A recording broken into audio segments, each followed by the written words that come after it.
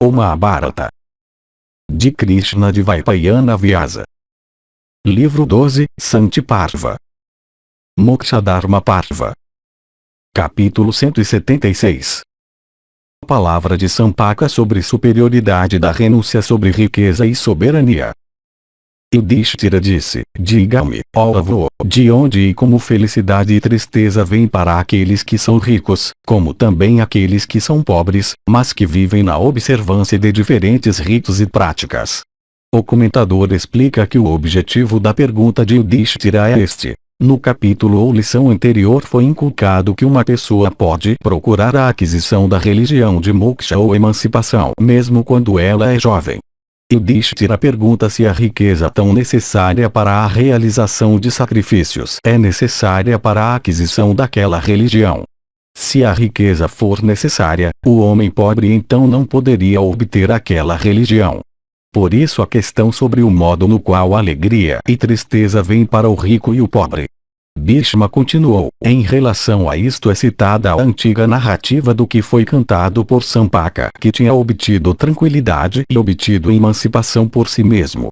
Nos tempos passados certo Brahmana, tornado miserável por uma má esposa, mal vestido, e faminto, e vivendo na observância do voto de renúncia, me disse esses versos. Diversos tipos de tristeza e felicidade alcançam, desde o dia do nascimento, a pessoa que nasce sobre a terra.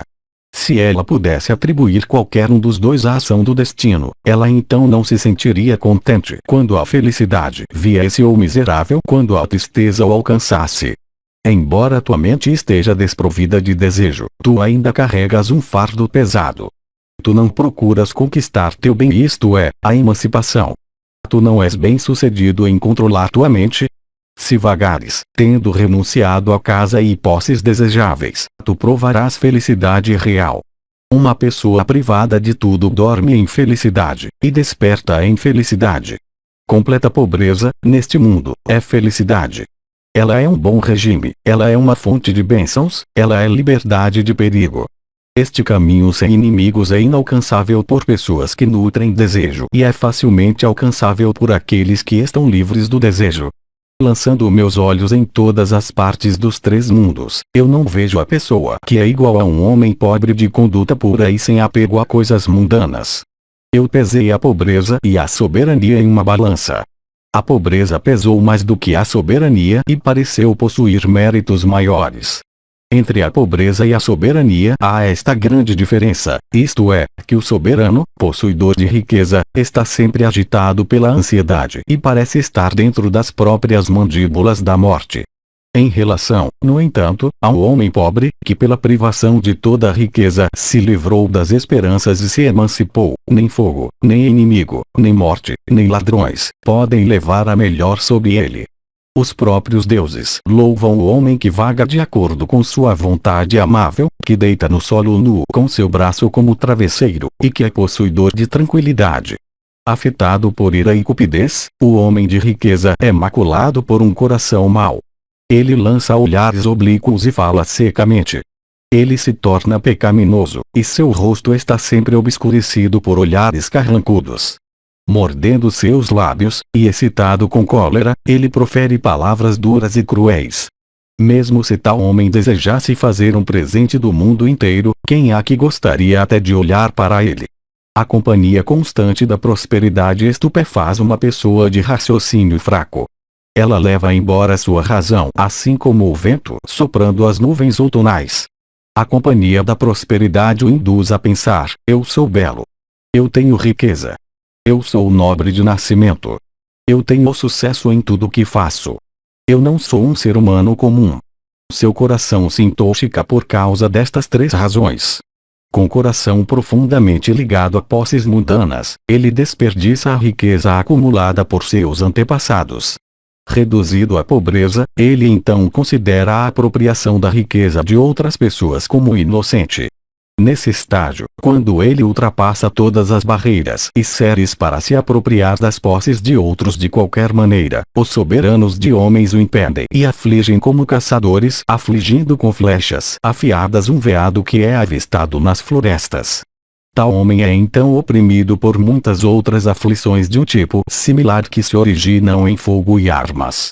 Portanto, desconsiderando todas as propensões mundanas, tais como o desejo por filhos e esposas, junto com todas as irrealidades fugazes tais como o corpo, etc., um homem deve, ajudado por sua inteligência, aplicar o remédio apropriado para a cura daquelas aflições dolorosas. Sem renúncia uma pessoa nunca pode obter felicidade. Sem renúncia nunca se pode obter o mais alto benefício. Sem renúncia nunca se pode dormir tranquilamente. Portanto, renunciando a tudo, faça-te a felicidade. Tudo isso foi dito para mim no passado em Hastinapura por um Brahmana, a respeito do que Sampaka tinha cantado. Por esta razão, eu considero a renúncia como a coisa mais importante. Capítulo 177. Manque sobre liberdade do desejo e sede por riqueza. Corvo e fruto de palmeira. Yudhishthira disse: se uma pessoa, desejando realizar atos de caridade e sacrifícios, fracassa em encontrar a necessária riqueza, e a sede por riquezas a oprime, o que é que ela deve fazer para obter felicidade? Bhishma disse: aquele que considera tudo isto é alegria e tristeza, honra e insulto, etc., da mesma maneira que nunca se esforça ele mesmo para satisfazer seus desejos de posses mundanas, que pratica a veracidade de palavras, que é livre de todos os tipos de apego, e que não tem desejo por ação, ó Bharata, um homem feliz. Estes 5, dizem os antigos, são os meios para a aquisição de tranquilidade perfeita ou emancipação. Estes são chamados de céu. Estes são religião. Estes constituem a felicidade mais sublime. Em relação a isto é citada a velha narrativa do que Manque cantou, quando livre de apegos. Ouça, ó Yudhishthira. Desejoso de riqueza, Manques descobriu que ele estava fadado a ter decepções repetidamente. Finalmente, com um pequeno resto de sua propriedade, ele comprou um par de touros jovens com uma canga para treiná-los para o trabalho agrícola. Um dia os 2 touros devidamente atados à canga foram levados para treinamento nos campos. Se assustando ao verem um camelo que estava deitado na estrada, os animais correram subitamente em direção ao camelo, e caíram sobre seu pescoço. Enfurecido ao perceber os touros caindo sobre seu pescoço, o camelo, dotado de grande velocidade, se ergueu e correu em um passo rápido, carregando as 2 criaturas desamparadas pendendo de ambos os lados de seu pescoço. Vendo seus 2 touros assim carregados para longe por aquele camelo forte, e vendo que eles estavam prestes a morrer, Manque começou a dizer: se a riqueza não está ordenada pelo destino, ela nunca pode ser adquirida nem por um homem inteligente se esforçando com atenção e confiança e realizando com habilidade tudo o que é necessário para aquele objetivo. Eu, antes disto, tinha me esforçado por diversos meios e dedicação para ganhar riqueza. Vejam esta desgraça ocasionada pelo destino à propriedade que eu tinha. Meus touros estão sendo carregados, subindo e descendo, enquanto o camelo está correndo em um rumo irregular. Esta ocorrência parece ser um acidente. Kakataliam é, literalmente, da mesma maneira do corvo e do fruto de palmeira. A história é que uma vez, quando um corvo pousou sobre uma palmeira, um fruto que estava maduro caiu. O fruto caiu por causa de sua madureza. Seria um erro aceitar o pouso do corvo como a causa da queda. O pouso foi somente um acidente. Contudo, homens muito frequentemente, em investigar causas, aceitam acidentes em lugar de causas induzidoras. Tais homens são citados como enganados pela falácia do corvo e do fruto de palmeira. Pai, aqueles meus touros preciosos estão balançando no pescoço do camelo como um par de joias. Isto é somente o resultado do destino. O esforço é inútil no que é devido ao acaso. Ou, se a existência de alguma coisa como esforço como um agente na produção de resultados for admitida, uma busca mais profunda descobriria o destino no fundo. Esforço para ser bem-sucedido deve depender de circunstâncias. A combinação de circunstâncias é destino. Então, a pessoa que deseja felicidade deve renunciar a todo afeto. O homem sem afetos, não mais nutrindo qualquer desejo de ganhar riqueza, pode dormir felizmente. Isto foi bem dito por Sukha enquanto indo para a grande floresta a partir da residência de seu pai, renunciando a tudo. É difícil resistir à crença de que muitas das passagens do Santi são adições posteriores. Sukha era o filho de Vyasa. Citar um ditado de Sukha ou Sukadeva Goswami como ele era chamado, se Vyasa foi o escritor real desta passagem, é um pouco suspeito.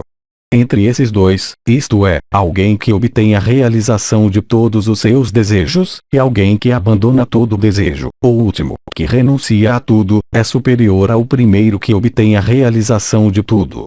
Ninguém pode alcançar ao fim do desejo. Isto é, chegar a tal ponto que nada resta para ele desejar. Somente quem é desprovido de conhecimento e bom senso sente uma avidez para proteger seu corpo e vida. Te abstenha de todo desejo por ação.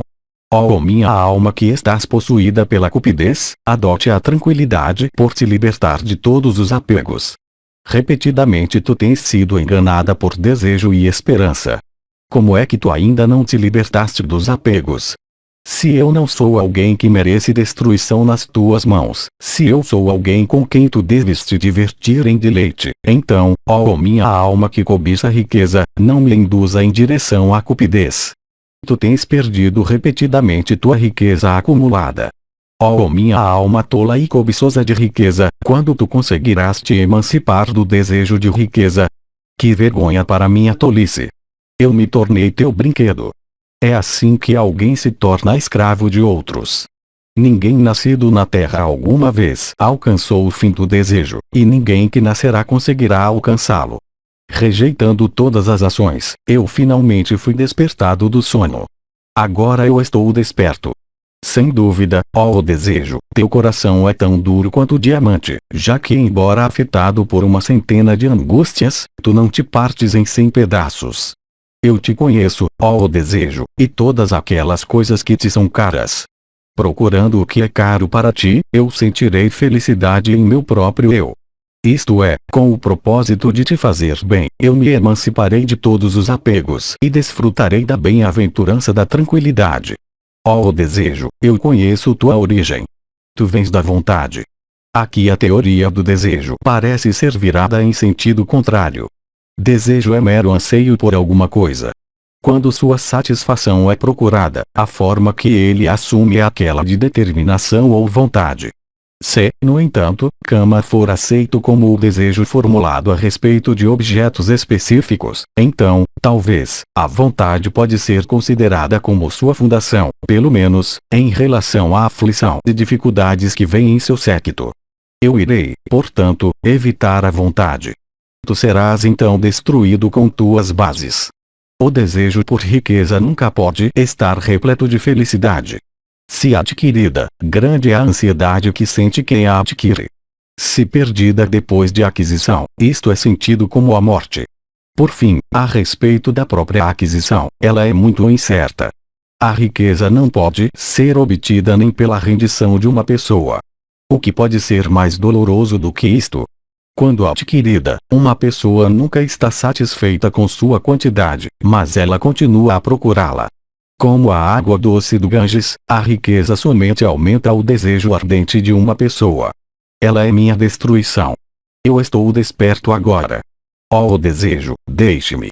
Que aquele desejo que se refugiou neste meu corpo, esta combinação de 5 elementos, vá para onde quer que ele escolha e viva alegremente onde quer que ele queira. Vocês todos que não são da alma, isto é, todos os atributos que são fundados em rajas e tamas, eu não tenho alegria em vocês, porque vocês seguem o comando do desejo e cupidez. Abandonando todos vocês eu me refugiarei na qualidade de bondade.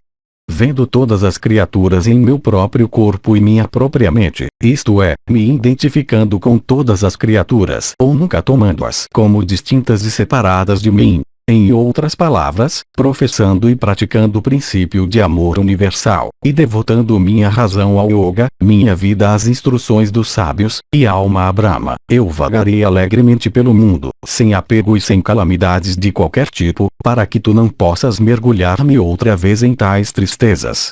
Se eu continuar a ser agitado por ti, ó desejo, eu necessariamente não terei um caminho pelo qual efetuar minha libertação. Tu, ó o desejo, és sempre o progenitor da sede, da aflição, e da fadiga e cansaço. Eu acho que a aflição que alguém sente pela perda de riqueza é muito forte e muito maior do que a que alguém sente sob quaisquer outras circunstâncias. Parentes e amigos desconsideram aquele que perdeu sua riqueza. Com vários tipos de humilhação que enumeram as milhares, há muitos males nas posses que são mais dolorosos ainda. Por outro lado, a pequena felicidade que reside na riqueza está misturada com dor e tristeza. Ladrões matam, à vista de todos, a pessoa que possui riqueza, ou a afligem com vários tipos de severidade, ou sempre a enchem de medo. Finalmente, depois de um longo tempo, eu entendi que o desejo por riqueza está repleto de tristeza. Qualquer que seja o objeto, ó o desejo, sobre qual tu colocas teu coração, tu me forças a persegui-lo. Tu não tens bom senso. Tu és um tolo. Tu és difícil de ser contentado. Tu não podes ser satisfeito. Tu queimas como fogo. Tu não indagas ao perseguir um objeto se é fácil ou difícil de alcançá-lo. Tu não podes ser cheio até a borda, como a região inferior. Tu desejas mergulhar-me em tristeza. Desse dia em diante, ó o desejo, eu não posso viver contigo. Eu que tinha sentido desespero, a princípio, pela perda de minha propriedade, agora alcancei o estado sublime de liberdade perfeita de atrações. Neste momento eu não mais penso em ti e teu séquito. Eu, antes disso, senti grande tristeza por tua causa. Eu agora não me considero como desprovido de inteligência. Tendo adotado a renúncia por causa da perda de minha propriedade, eu agora posso descansar, livre de todo tipo de febre.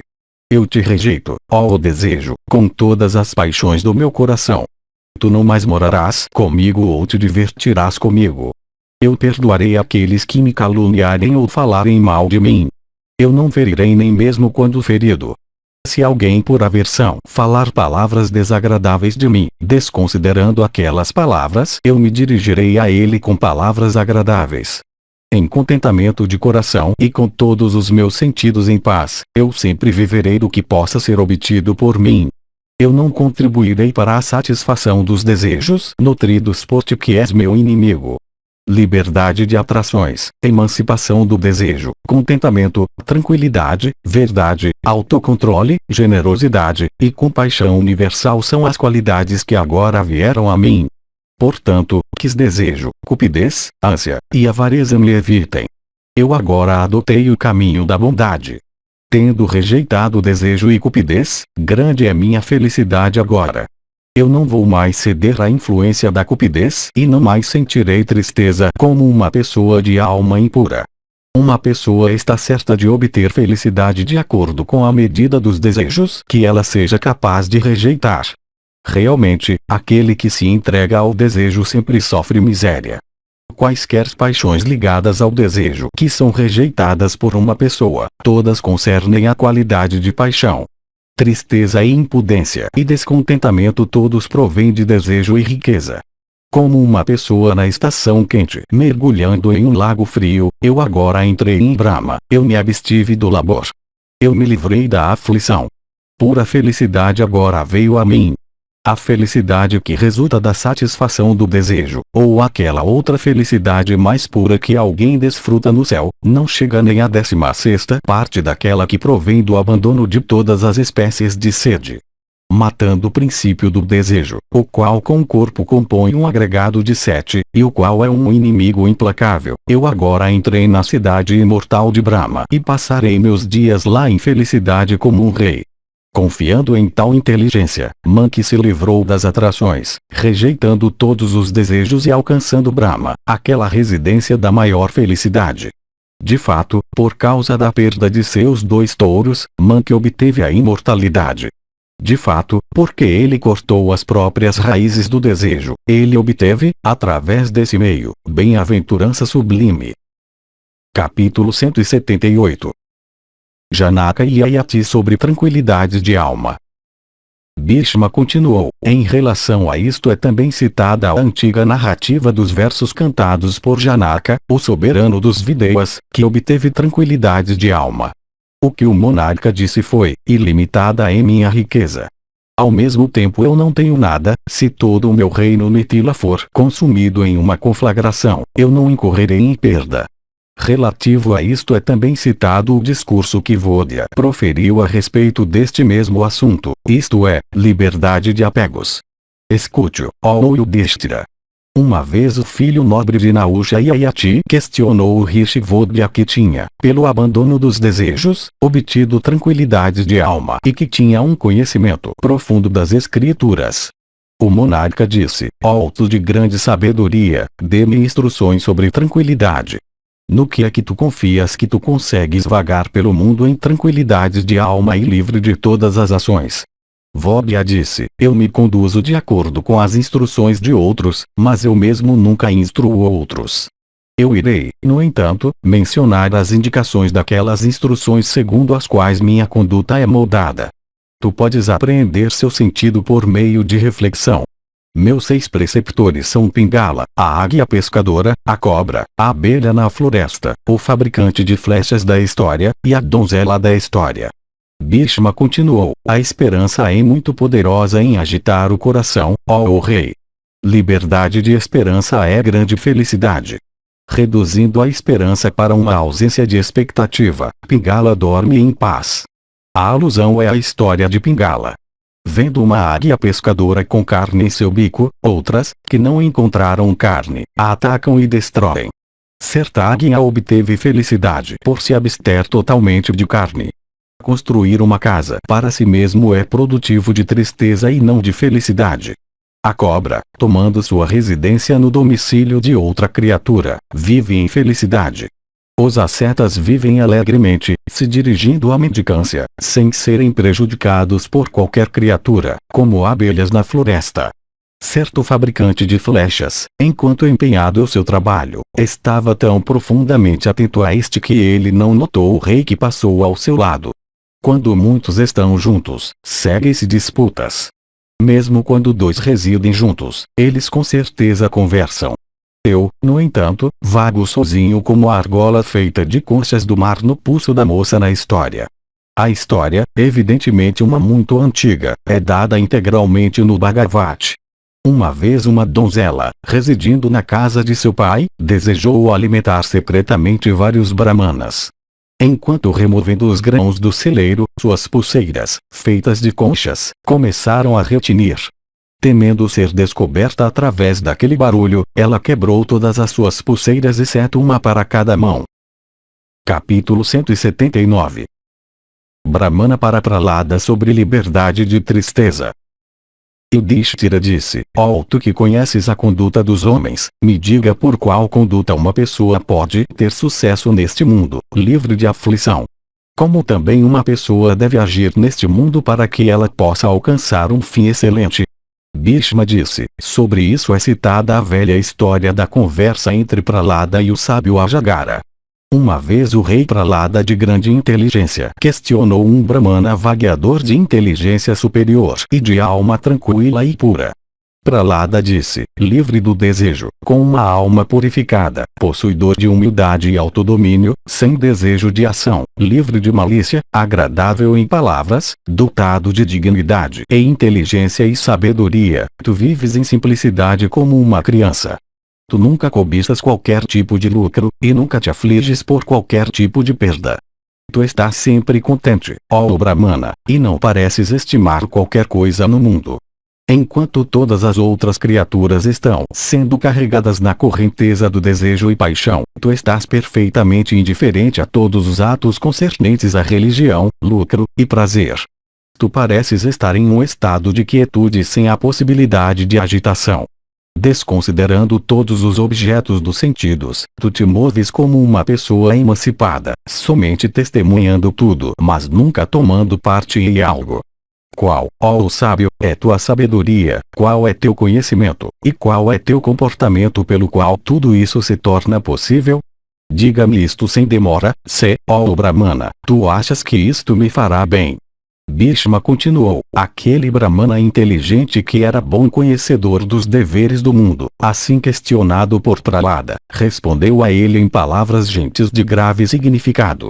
Veja, ó Pralada, a origem das criaturas, seu crescimento, decadência e morte, são determináveis a nenhuma causa inteligível. É por isto que eu não me entrego à alegria ou tristeza. Todas as propensões para a ação que existem no universo podem ser vistas fluírem das próprias naturezas das criaturas às quais elas são inerentes. Todas as coisas no universo dependem de suas respectivas naturezas. Então, eu não me regozijo com nada. Como tudo depende de sua própria natureza, isto não pode, por sua ação, me alegrar ou me afligir. Se um filho nasce para mim, eu não fico alegre. Se ele morre, eu não fico aflito. Seu nascimento e morte dependem de sua própria natureza como um mortal. Eu não tenho poder para alterar aquela natureza ou afetá-la de qualquer maneira. Veja, ó Pralada, todos os tipos de união têm uma tendência à desunião.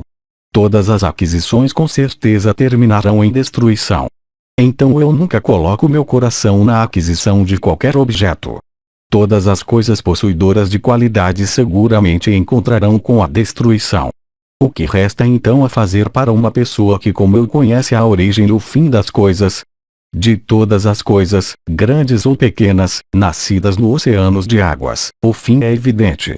Eu vejo também a morte, a qual é evidente, ó chefe de Asuras, de todas as coisas, móveis e imóveis, pertencentes à terra. Ó o melhor dos Danavas, a morte vem na hora mesmo para a mais forte das criaturas aladas, que percorrem o céu. Eu vejo também que os corpos luminosos, grandes e pequenos, que se movem no firmamento, caem quando sua hora chega. Possuidor de conhecimento, vendo todas as coisas criadas assim sujeitas a serem afetadas pela morte, e pensando que todas as coisas possuem a mesma natureza, eu durmo em paz sem ansiedade de coração. Se eu consigo sem incômodo uma refeição abundante, eu não tenho escrúpulos em desfrutar dela. Por outro lado, eu passo muitos dias sem comer nada. Às vezes as pessoas me alimentam com iguarias caras em profusão, às vezes com uma pequena quantidade, às vezes com menos ainda, e às vezes eu não consigo nenhum alimento. Eu às vezes como somente uma porção de um grão, às vezes bolos secos de gergelim dos quais o óleo foi retirado, eu às vezes como arroz e outro alimento do tipo mais rico. Às vezes eu durmo em uma armação de cama elevada do melhor tipo. Às vezes eu durmo na terra nua. Às vezes minha cama é feita dentro de um belo palácio ou mansão. Eu estou às vezes vestido em trapos, às vezes em panos feitos de sacos, às vezes em trajes de textura de excelente qualidade, às vezes em camurças, às vezes em mantos do tipo mais caro. Eu nunca rejeito tais prazeres que são consistentes com virtude e que são obtidos por mim sem esforço. Ao mesmo tempo, eu não me esforço para obter tais objetos que são de aquisição difícil. O voto rígido que eu adotei é chamado de ajagara. A palavra ajagara implica da mesma maneira de uma grande cobra que não pode se mover. Acredita-se que tais cobras, sem se moverem, permanecem no mesmo local à espera de vítimas, comendo quando alguma coisa se aproxima e reduzidas à fome quando não há nada. Aquele voto pode assegurar imortalidade. Ele é auspicioso e sem aflições. Ele é incomparável e puro. Ele é consistente com os conselhos dos sábios. Ele é desaprovado por pessoas de compreensão leviana que nunca o seguem. Com um coração puro eu me comporto de acordo com ele. Minha mente nunca se desvia deste voto. Eu não me desviei das práticas de minha ordem. Eu sou moderado em tudo. Eu conheço o passado e o presente. Privado de medo e ira e cupidez e erros de julgamento, eu sigo este voto com um coração puro. Não há restrições a respeito de comida e bebida e outros objetos de prazer para alguém praticando este voto. Como tudo depende do destino, não há observância das considerações de hora e lugar para alguém como nós. O voto que eu sigo contribui para a verdadeira felicidade do coração. Ele nunca é cumprido por aqueles que são pecaminosos. Eu sigo com um coração puro. Induzidos por cupidez, homens buscam diferentes espécies de riqueza. Se frustrados na busca, eles ficam deprimidos pela tristeza. Refletindo apropriadamente sobre tudo isso pela ajuda de minha inteligência que penetrou nas verdades das coisas, eu sigo este voto com um coração puro. Eu tenho visto pessoas em infortúnio procurando, para a aquisição de riqueza, a proteção de homens, bons e maus. Dedicado à tranquilidade, e com minhas paixões sob controle, eu sigo este voto com um coração puro. Vendo, pela ajuda da verdade, que a felicidade e tristeza, perda e lucro, apego e renúncia, morte e vida, são todos ordenados pelo destino, eu sigo este voto com um coração puro. Privado de medo e atração e erros de julgamento e orgulho, e dotado de sabedoria, inteligência, e compreensão, e devotado à tranquilidade e sabendo que grandes cobras que sem se moverem aproveitam o fruto que vem a elas por si mesmo, eu sigo sua prática com um coração puro. Sem restrições de qualquer tipo em relação à cama e comida, dotado por minha natureza de autodomínio, moderação, voto puro, verdade, e pureza de conduta, e sem qualquer desejo de guardar para uso futuro as recompensas da ação, eu sigo, com um coração encantado e puro, este voto. Todas as causas de tristeza fugiram de mim por eu ter rechaçado os objetos de desejo. Tendo recebido uma acessão de conhecimento, eu sigo este voto com um coração puro, para controlar minha alma que é ansiosa e desregrada, mas que é capaz sob treino apropriado de depender de si mesma sem a necessidade de objetos externos para mantê-la ocupada. Sem prestar qualquer atenção aos assuntos para os quais meu coração, mente e palavras gostariam de me conduzir, observando que a felicidade que está relacionada com eles é de aquisição difícil e fugaz em relação à duração, eu sigo este voto com um coração puro. Homens eruditos possuidores de grande inteligência, enquanto desejosos de proclamar suas próprias façanhas, enquanto estabelecendo suas próprias teorias e criticando aquelas de outros, têm dito isso e aquilo sobre esse tópico o qual não pode ser decidido por discussão. Homens tolos fracassam em compreender este voto de forma apropriada. Eu, no entanto, o vejo como destrutivo de ignorância. Considerando-o também repleto de imortalidade e como um remédio contra diversas espécies de males, eu vago entre homens, tendo dominado todos os defeitos e me libertado da ânsia por bens mundanos. Bhishma continuou, a pessoa de grande alma que, tendo se libertado das atrações e do medo, da cupidez, da tolice, e da ira, segue este voto a Jagara, ou abandona-se neste esporte, como ele pode ser chamado, certamente consegue passar seus dias em grande deleite. Capítulo 180. Kasyapa endereçado por Shakal, Indra, sobre razões para não desistir da vida. Yudhishthira disse, qual destes, ó avô, isto é, parentes, ou ações, ou riqueza, ou sabedoria, devem ser o refúgio de uma pessoa? Questionado por mim, responda-me isto. Bhishma disse, a sabedoria é o refúgio das criaturas. A sabedoria é considerada como a maior das aquisições. A sabedoria é a maior felicidade no mundo. A sabedoria é o céu na opinião dos bons e virtuosos. Foi através da sabedoria que Vali, Prahlada, Namushi e Manki, quando eles perderam sua prosperidade terrena, conseguiram obter felicidade. O que há que é superior à sabedoria? Em relação a isto é citada a antiga história da conversa entre Indra e Kasyapa. Escute-a, ó Yudhishthira. Uma vez um Vaisya próspero, no desfrute de prosperidade, e orgulhoso de sua riqueza, jogou ao chão, por dirigir seu carro negligentemente, o filho de um rishi de votos rígidos, chamado Kasyapa, dedicado a penitências.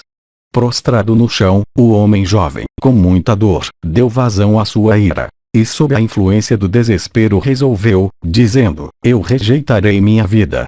Um homem pobre não precisa de vida neste mundo. Enquanto o Brahmana jazia naquele estado, silencioso e agitado, privado de energia e prestes a morrer, Indra apareceu em cena na forma de um chacal e dirigindo-se a ele, disse, todas as criaturas inferiores cobiçam nascimento na raça humana. Entre os homens, também, a posição de um Brahmana é muito desejada. Tu, ó Kasyapa, és um ser humano. Entre os seres humanos, tu também és um Brahmana. Entre os Brahmanas, tu estás familiarizado com os Vedas. Tendo obtido aquilo que é obtenível com dificuldade muito grande, não cabe a ti desistir da vida por insensatez. Todos os tipos de aquisições mundanas estão repletas de orgulho. A declaração dos Shrutis a este respeito é perfeitamente verdadeira. Tu pareces o retrato do contentamento. Ao tomar tal decisão, a qual é tão depreciativa de ti mesmo, de abandonar tua vida, tu ages por cupidez. Oh, são coroados com sucesso aqueles que têm mãos. Eu desejo avidamente a posição daquelas criaturas que têm mãos. Nós cobiçamos mãos tão avidamente quanto vocês cobiçam riquezas. Não há aquisição mais valiosa do que a aquisição de mãos. Veja, ó Brahmana, eu não posso extrair esse espinho que entrou em meu corpo, ou esmagar esses insetos e vermes que estão me mordendo e me afligindo imensamente. Aqueles que tiveram concedidas para eles 2 mãos com 10 dedos, conseguem jogar longe ou esmagar por coçar os vermes que mordem seus membros. Eles conseguem construir abrigos para si mesmos contra chuva, frio e calor. Eles conseguem também desfrutar de roupas excelentes para si mesmos, boa comida, camas confortáveis, e habitações excelentes. Estando nesta terra, aqueles que têm mãos desfrutam de vacas e outros animais e os fazem carregar cargas ou puxar seus veículos, e pela ajuda de diversos meios trazem aqueles animais sob domínio para seus próprios propósitos. Aquelas criaturas vivas que não têm línguas, que são impotentes, de pouca força, e desprovidas de mãos, suportam todas as várias espécies de miséria indicadas acima. Por boa sorte, ó asceta, tu não és como eles. Por boa sorte, tu não és um chacal, nem um verme, nem um rato, nem uma rã, nem um animal de alguma outra classe miserável. Com esta medida de benefício que tu ganhaste, tu deves, ó Kasyapa, ficar satisfeito. Quão feliz também tu deves te sentir ao pensamento de que entre as criaturas vivas tu és um Brahmana superior. Esses vermes estão me mordendo. Por falta de mãos eu sou incapaz de rechaçá-los. Veja essa minha situação miserável. Eu não rejeito a vida porque fazer isso é um ato muito pecaminoso, e para que eu não caia, de fato, para uma classe mais miserável de existência. Essa classe de existência, isto é, a de um chacal, a qual eu pertenço, agora é um tanto suportável. Miserável como ela é, há muitas ordens de existência abaixo dela que são mais miseráveis ainda. Por nascimento, certas classes de criaturas se tornam mais felizes do que outras que ficam sujeitas a grande aflição. Mas eu nunca vejo que há alguma classe de existência que possa ser citada como estando na posse da felicidade perfeita. Seres humanos, obtendo riquezas, desejam em seguida a soberania. Tendo obtido soberania, seu próximo desejo é pela posição de deuses. Tendo ganhado tal posição, eles então desejam a supremacia dos celestiais. Se tu te tornares rico, tu nunca conseguirás te tornar um rei, pois tu és um Brahmana por nascimento, nem te tornar um deus porque, na verdade, tua posição de Brahmana é igual se não superior àquela de um deus.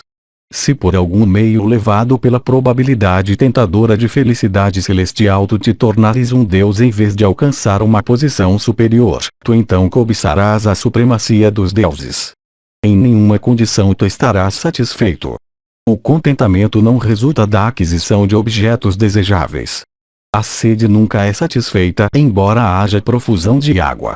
O significado é que mesmo goles abundantes não matam a sede permanentemente, pois depois de ser saciada, ela com certeza voltará. A sede por aquisição só se inflama com cada nova aquisição, como um fogo com novos feixes de madeira jogados nele. Em ti há tristeza. Mas a alegria também mora em ti. Ambas, felicidade e tristeza, moram em ti. Por que então tu te entregas à tristeza? Uma pessoa deve prender, como aves em uma gaiola, as próprias fontes, isto é, a compreensão e os sentidos, de todos os seus desejos e ações. Não pode haver o corte de uma segunda cabeça, nem de uma terceira mão. Aquilo que não existe não pode causar medo. Alguém que não conhece o prazer que certo objeto proporciona nunca sente um desejo por aquele objeto. Os desejos surgem da experiência real dos prazeres que tato ou visão, ou audição dá. Tu não tens ideia do gosto do vinho chamado Varuni ou da carne das aves chamadas lá de vaca. Não há bebida e nem comida mais deliciosos do que esses. Tu não tens ideia também, ó Kasyapa, de todos os outros tipos de bebida e comida superiores que existem entre homens, porque tu nunca os provaste. Sem dúvida, portanto, não provar, não ver, deve ser o voto de um homem se ele quer obter felicidade. Criaturas que têm mãos, sem dúvida, se tornam fortes e ganham riqueza. Homens são reduzidos por homens a um estado de servidão, e são repetidamente afligidos nas mãos de sua própria espécie com morte, prisão, e outras torturas. Embora tal seja sua condição, ainda assim eles, sem se entregarem à tristeza, riem e se divertem e se entregam à alegria. Outros também, embora sejam dotados de força de braços, e possuidores de conhecimento e grande energia mental, seguem profissões censuráveis, pecaminosas e miseráveis. Eles procuram mudar tais profissões por outras atividades que sejam mais dignas, mas então eles são limitados por suas próprias ações de uma vida anterior e pela força do destino. O homem mais vil da classe Kukasa ou Chandala nunca deseja abandonar sua vida. Ele está bastante contente com a classe de seu nascimento. Veja a ilusão a este respeito. Vendo aqueles entre tua espécie que são desprovidos de braços, ou atingidos pela paralisia, ou afligidos com outras doenças, tu podes te considerar como muito feliz e possuidor de acompanhamentos de valor entre os membros de tua própria ordem. Se este teu corpo regenerado permanecer são e salvo, e livre de doença, e todos os teus membros permanecem perfeitos, tu com certeza nunca incorrerás em qualquer repreensão entre homens.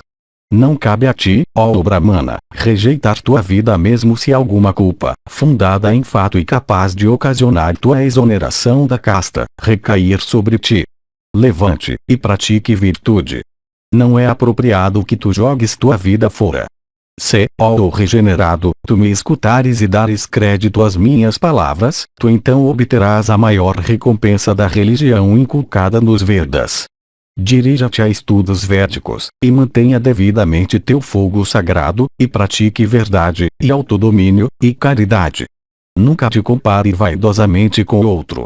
Aqueles que, por se dedicarem ao estudo dos Vedas, se tornam competentes para realizar sacrifícios para si mesmos e para outros, não têm necessidade de se entregarem a qualquer tipo de desgosto ou temerem algum tipo de mal. Aqueles que nascem sob uma constelação auspiciosa tal como Pushya, em uma lunação auspiciosa e em uma hora auspiciosa, se esforçam melhor que podem para realizar sacrifícios, praticar caridade, e procriar crianças, e desejando passar seu tempo alegremente naquelas ações, finalmente obtêm grande felicidade. Aqueles, por outro lado, que nascem sob constelações más, tais como Mula Aslecha, Maga, etc., lunações não auspiciosas, e em horas más, se tornam desprovidos de sacrifícios e prole finalmente caem para a classe Asura. Em minha vida anterior eu tinha muito conhecimento inútil. Eu sempre procurava por razões e tinha muito pouca fé. Eu era um difamador dos Vedas. Eu era desprovido dos 4 objetivos da vida, e era dedicado àquela ciência de argumentação que é baseada sobre provas oculares ou tangíveis. Eu costumava proferir palavras baseadas em razões plausíveis. De fato, em assembleias, eu sempre falava de razões e nunca de fé. Eu costumava falar de modo irreverente das declarações dos Rutis e me dirigir aos Brahmanas em tons arrogantes. Eu era um incrédulo, cético de tudo, e embora realmente ignorante, orgulhoso da minha erudição. Essa posição de um chacal que eu obtive nesta vida é a consequência, ó regenerado, daqueles meus pecados. Se mesmo depois de centenas de dias e noites eu que sou um chacal puder obter mais uma vez a posição de humanidade, eu então passarei minha vida em contentamento, atento aos verdadeiros objetivos da existência, e engajado em sacrifícios e doações. Eu então conhecerei o que deve ser conhecido, e evitarei o que deve ser evitado. Assim endereçado, o asceta Kasyapa, se levantando, disse: ó, tu és certamente possuidor de conhecimento e grande inteligência. Eu estou realmente surpreso com tudo isso. Com olhos cuja visão foi ampliada pelo conhecimento, o Brahmana então viu que aquele ser que tinha se dirigido a ele era Indra, chefe dos deuses e marido de Sashi. Kasyapa então adorou aquele deus, tendo o melhor dos corcéis como animal que o carregava. Recebendo depois a permissão do deus, o Brahmana voltou para sua residência. Capítulo 181. Como sabedoria e felicidade são obtidas? Yudhishthira disse: diga-me, ó avô, se doações, sacrifícios, penitências, e serviços respeitosos voltados aos preceptores são produtivos de sabedoria e grande felicidade. Bhishma disse: se a mente se torna afetada pelo desejo, ira e outras paixões más, ela então corre em direção ao pecado. Se os atos de alguém são manchados pelo pecado, ele é obrigado a morar em regiões dolorosas. Homens pecaminosos nascem em circunstâncias pobres e repetidamente sofrem as dores de fome, aflições, medo e morte. Aqueles que são virtuosos em suas ações, e que possuem fé, e que têm seu sentido sob controle, nascem como homens ricos e repetidamente se divertem em festividades de céu e felicidade. Descrentes, com seus braços amarrados, são enviados para regiões tornadas inacessíveis por animais carnívoros e elefantes e cheias de terrores por causa de cobras e ladrões. O que mais pode ser dito deles? Aqueles, por outro lado, que têm reverência por deuses e convidados, que são generosos, que gostam de homens bons e honestos, vão, por suas ações de caridade, por aquele caminho alegre que pertence às pessoas de almas purificadas. Aqueles que não têm reverência pela virtude são tão vis entre homens como grãos sem sementes entre cereais ou o mosquito entre aves. Aquilo que está ordenado em consequência das ações de uma vida passada persegue o ator mesmo que o último se esforce o melhor que pode para deixá-lo para trás. Isto é, mesmo se ele procura evitá-lo. Aquilo dorme quando ele dorme e faz qualquer outra coisa que ele faça. Isto é, se torna seu associado inseparável. Como sua sombra, aquilo descansa quando ele descansa, procede quando ele procede, e age quando ele age. Quaisquer atos que um homem faça, ele seguramente tem que obter os resultados deles. A morte está arrastando todas as criaturas que estão certamente destinadas a cair para as classes de existência que elas merecem e que sem dúvida estão sujeitas a desfrutar ou sofrer aquilo que foi ordenado como a consequência de seus atos. As ações de uma vida passada desenvolvem suas consequências em seu próprio tempo, assim como flores e frutos, sem esforços externos de qualquer tipo, e nunca deixam de aparecer quando chega a hora certa. Depois que as consequências, como ordenadas, das ações de uma vida passada, se esgotam por meio de prazer ou sofrimento, honra e ignomínia, lucro e perda, decadência e crescimento, não fluem mais ou aparecem em relação a alguém. Isso acontece repetidamente. Uma vez que as consequências dos atos de uma vida passada são esgotados, a criatura com respeito a quem tal esgotamento ocorre, está livre de todas as vicissitudes da vida. No entanto, para que tal criatura não se torne emancipada, a visão ortodoxa é que é sempre deixado um resto de mérito e demérito, para que o novo nascimento possa acontecer e as consequências do que é assim deixado como um resto possam começar a serem desfrutadas ou sofridas. Isto não é referido aqui, mas esta é a visão de todos os hindus ortodoxos. Uma criatura enquanto ainda no útero da mãe desfruta ou sofre a felicidade ou a tristeza que foi ordenada para ela em consequência de suas próprias ações. Na infância ou juventude ou velhice, em qualquer período da vida no qual alguém faça uma ação boa ou má, as consequências dela com certeza a visitarão em sua próxima vida exatamente no mesmo período. Como um bezerro reconhece e se aproxima de sua mãe mesmo no meio de 1000 vacas, assim mesmo as ações de uma vida passada reconhecem e visitam o fazedor em sua nova vida. Lavado em água, um pedaço de tecido sujo fica limpo.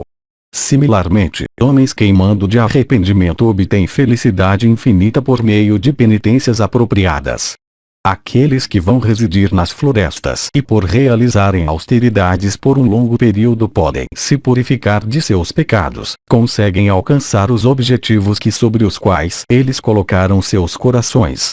Como ninguém pode distinguir o rastro de aves no céu ou de peixes na água, similarmente, o rastro de pessoas cujas almas foram purificadas pelo conhecimento não pode ser notado por ninguém. É difícil compreender em qual sentido é dito que o rastro dos virtuosos não pode ser notado. Talvez isto signifique que tais homens não deixam qualquer história ou registro atrás deles, eles tendo se abstido de todos os tipos de ação boa ou má. Não há necessidade de mais eloquência ou de mais alguma referência a ações pecaminosas. Basta dizer que uma pessoa deve, com raciocínio apropriado e como melhor lhe convém, fazer o que é para o seu próprio bem. Este é um meio pelo qual a sabedoria e a maior felicidade podem ser alcançadas.